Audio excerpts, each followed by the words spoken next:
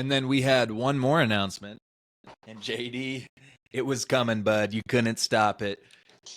No, it's the wrong one. Blew it. Get out of here. Get out of here, Obi-Wan. Darth Maul, anyways, was going to be the announcement. It was supposed to be a quote and everything, but I choked on that one. So we got Maul Shadow Lord? Lords? Lords, plural? That's throwing me off. It is Shadow Lords. Oh, all right. So, anyways, Darth Maul project standalone. People got hyped up for a minute. I got hyped up seeing it for a minute until I, noticed the font and realized it's not going to be a live action Darth Maul, even though it's still a dream of mine. It's going to be animation. The title looked anime heavy, so I'm curious what type of animation we're going to get, whether it's more Visions or more Clone Wars or something totally different. I don't know.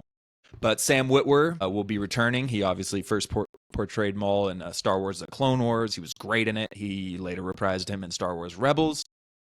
And he absolutely embodies Maul. So anything you got Sam Witwer on, that's awesome. It would be super cool if they brought in Ray Park to do some of the mocap fight scenes for a few. I know that's kind of expensive, but they did it in the Clone Wars, and now I need to see it again. But it's going to be a new series set after the events of the final season of the Clone Wars, where Maul rises again to lead the underworld factions. So that is a story we've been asking about and wondering kind of, maybe if they did a live action, maybe we see that aspect. JD, what was your thought on this? Do you care? I know it's animation. It's not exactly your biggest thing. Yeah. But if it's as good as Clone Wars, I'm really satisfied. It's just, you kind of run the well dry with stories to tell with these characters and these eras, but if you really are committing to that grounded Darth Maul gangster stuff, then you could pull that off. You could do a totally isolated story like the Penguin or whatever, and I am excited. It is Darth Maul, so, the best animated stuff out there, like Clone Wars and the Spider-Verse stuff, is really good, so, it's freaking Darth Maul, dude. That's exciting. Yeah. Andy? Yeah, I'm excited to see Sam Witwer back because he does, like you said, he embodies Maul. He does such a good performance. I know a lot of people were calling to see what happens to Maul between Clone Wars and Rebels, but there is a long gap in terms of the amount of years between that. So, this is set a year after the Clone Wars, so how much of that gap they're going to fill in, I don't know. I think the only thing I'm not sure about is the fact that Dave Filoni can't leave these characters alone. He's obsessed with the own characters that he works on. He doesn't seem to really develop anything new, apart from Mando and Grogu, which was really under the stewardship of Jon Favreau rather than him. Dave Filoni cannot leave his characters alone. He's obsessed with doing his own stuff. And that to me sometimes gets a bit annoying because I'm like, move past it, buddy. There's a plethora of stories. We need some original characters rather than constantly filling in the gaps of every character that you've got under your stewardship. So that's the only thing that bugs me is, do something new, buddy. Why are you going back and constantly rinsing all your old characters? We're building up, obviously, in the Mando timeline at the moment to the finale film with Thrawn and for Mando and Ahsoka and all that stuff, and he just can't leave Ahsoka alone either. It's just come on, buddy, do something new, please. That's the only thing that bothers me about it. Well, I'd say if you are going to go back to those characters, just commit and do a live action. Just go full on with the budget and commit fully and do it, because that I would be full in for. So yeah, I agree. You're doing all your characters over and over. If you're doing it, just fully commit. Let's see live action. That's where Star Wars thrives. And I do agree, and it just happens to be that Ahsoka and Darth Maul are two of my favorite Star Wars characters of all time, so I don't mind it that much, but I do, obviously, he is very self-involved with those things. I have a question for you, Andy, before we get to Lub, sorry. If you made a Fives project, would you be interested in that? Yeah. He got him. Yeah, I know. I get what you're saying. It's all about the importance of the character. But to be fair, it's not like we've had a lot of Fives stuff, isn't it? No, there's a lot to get into. Maul is someone that everyone's interested in, especially the voice. It has become iconic now. But don't over rinse these characters and make the legacy watered down by giving us mediocre projects that it potentially could be. Love how you feel about it. Well, even Tales of the Underworld is Cad Bane and Asajj Ventress, two more of his characters. Did he make Asajj? I guess he did too, yeah. Yeah. Mm. Don't switch it up. Don't go too anime. I feel like that's going to kind of isolate it a little bit where you don't get as much viewers, which we know Disney needs. I hope they're not doing the show just to retrace those steps from Solo. I mean, my God, they made a book called Shadows of the Sith. They're all about retracing steps to try to recourse their mistakes. I hope that's not why they did it. This leads right to this end credit scene that you saw. Yeah. Do we know who's running this? Whose project this is? Or do we just know Sam Witwer's involved? Because I didn't see anything else. Probably Dave Filoni, I guess right? Filoni maybe, but By the way, Asajj Ventress is not a Filoni creation. She was actually supposed to be in episode 2, and then they put Count Dooku in instead, but she was initially in the concept drawings for Attack of the Clones. George. Yeah, a little George creation. Well, you didn't really do anything with it, but yeah, he did start it technically, but Filoni, made her what we know her as anyways. Well, George technically started Ahsoka, too. Oh, yeah, that's right. Well, there you go, technically. It's a very small technicality. Speaking of more Filoni creations, as Andy mentioned, we have Mando and Grogu. This was a pretty big reveal. Shit, Andy's getting something. Yes. You don't have to make me feel bad. That's dope. That's dope. I love that. Yeah, so we got a sneak peek trailer shown only to the people in attendance. And, we just happened to son of a gun. Which one is that? Is that Vader? Yeah, it's Vader. It's not like it's Maul or anything, but just to put you to shame for the red one as well. We're going to have a talk later today, okay, Obi-Wan? But yeah, so we definitely didn't watch a leaked trailer. We were at the reveal in Japan at Star Wars Celebration, and we got to see this Mando and Grogu sneak peek trailer. But trailer was pretty cool. So it had a really cool score that it felt like John Williams. I don't know if it is or not, but it absolutely felt like a John Williams score. It felt magical to me. We got shots of snow stormtroopers gearing up in an AT-AT. Mando shows up, kicks some butt, takes down the AT-AT. We see some stuff with Grogu using the Force. Zeb's walking around with Mando. Cool little shot of Zeb there, our boy from Star Wars Rebels. Sigourney Weaver is revealed to be in Star Wars because she has to be in every possible major franchise there is out there. I'm surprised she hasn't. No, she has been in Marvel. She was in the Defenders. So she's literally in everything. So apparently she's an X-Wing pilot. She's kind of lecturing Mando here in a couple of these scenes.